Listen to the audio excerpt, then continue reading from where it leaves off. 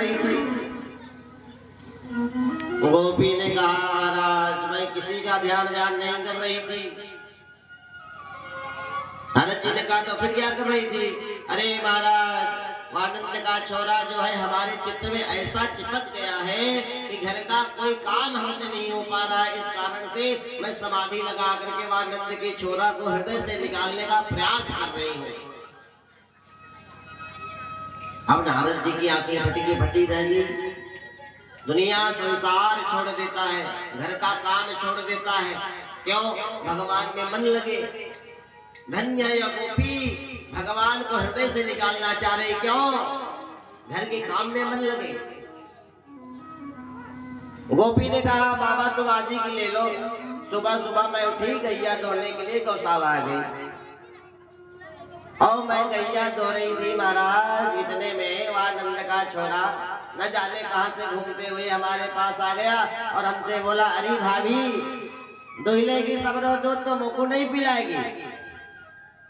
अरे मुझे बड़ी दया आई कि अरे लल्ला तू सुबह से भूखो टोल रहा है, चल खोल अपने मुंह। वहां कन्हैया ने मुंह खोल दिया। बाबा मैं बर्तन की जगह सबरो दूध वाके मुख में दो दी।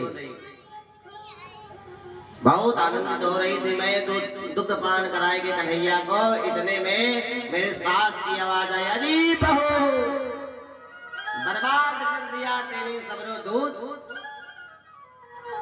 जब सास की आवाज पड़ी तब मुझे होश आया, वहां तो कोई नंद को छोरा नहीं।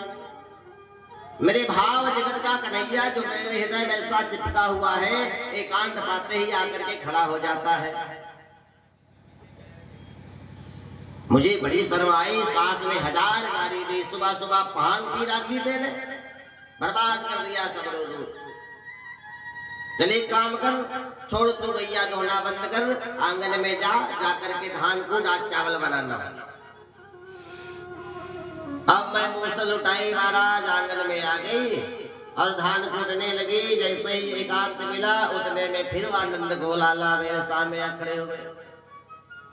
अरे भाभी कैसे मुंह फुलाए बैठी है, बात नहीं करेगी हमसे?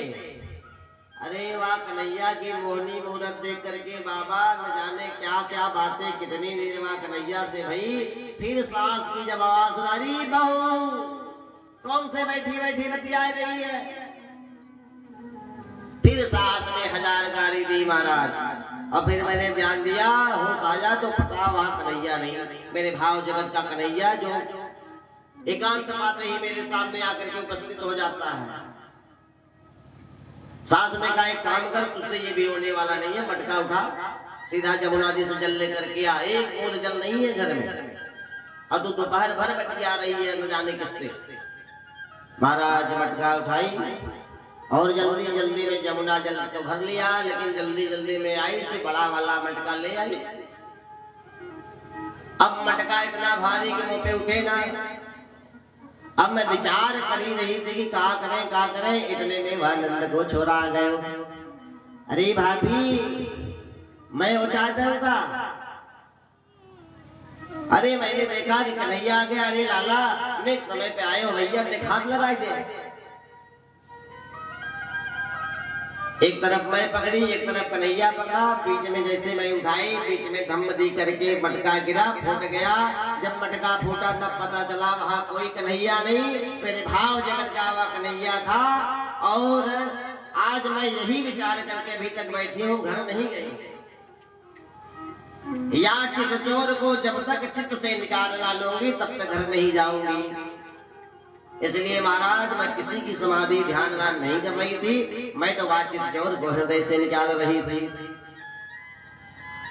अब नारद जी महाराज प्रसन्न हो गए कि धन्य है कन्हैया, अपने भक्त के हृदय भवन में एक बार चिपक जाते हैं तो भक्त लाख बार भी प्रयास करे तो उस हृदय भवन को छोड़ करके जाते नहीं हैं।